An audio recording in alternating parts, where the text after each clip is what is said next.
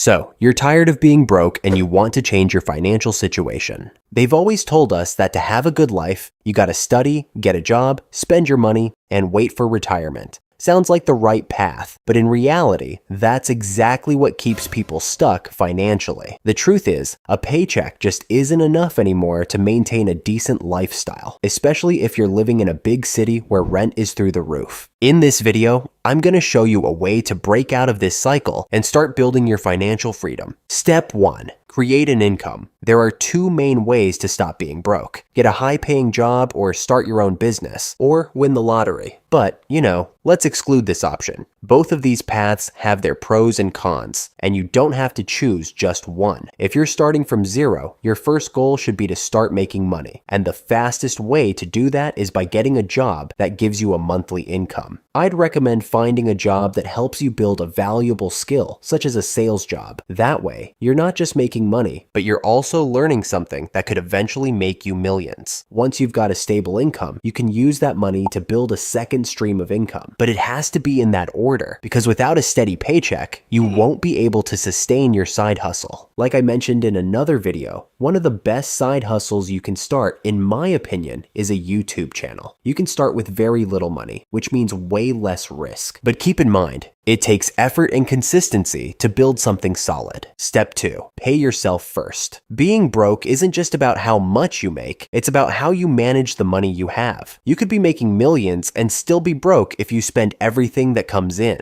This is why saving money is one of the most important habits for building financial stability. Without savings, you have no capital to invest, and you're stuck relying on your paycheck forever. One of the best ways to save is the pay yourself first method. As soon as you get paid, set aside a fixed percentage for savings before you spend a single dollar on anything else. I won't go too deep into this since I've already made a video on it that you can find here on the channel. But in general, don't waste your money on scammy courses, done-for-you services, gambling, high-risk investments, anything promising crazy returns. Trust me, watching your savings disappear is not fun. Step 3. Investment. Keeping your money sitting in the bank isn't a great strategy because of inflation. If you saved $10,000 and just left it in the bank for 5 years, with an average inflation rate of 3% per year, you'd lose about $1,500 in purchasing power. That's why, once you've built up some initial savings, it's crucial to figure out where to invest it to get the most out of your money. A lot of people immediately think about investing in financial markets, but that might not be the best move if your main goal is to change your financial situation now. Let's say you invest your $10,000 with an average annual return of 7%. In 20 years, you'd have around $40,000. But the question is, will having an extra $40,000 in 30 years really change your life? The smartest thing you can do is put yourself in a position to earn more money, and the best way to do that is by developing high-value skills that will increase your value in the marketplace. Learning in-demand skills allows you to offer services, start a business, or land a higher-paying job, and that is what will make your first $100,000. Effectively, learning new things has a cost. However, I have two free alternatives that I also use. The first one is just YouTube. In fact, just search for what you want to learn, followed by these keywords, and you will see that there are many good videos. On the other hand, if you love reading but don't want to spend a fortune on books, there's a website where you can download them for free. Step 4. Actually doing the math. I'm not talking about the math they taught us in school, but the math you need to make smart financial decisions. Let me give you an example. My friend Steve has been working hard and managed to save up $20,000. He wants to spend it, but isn't sure on what. Then he sees his friend bought a brand new Mercedes, so he decides to get a new car too. He goes for a Mustang that costs $50,000,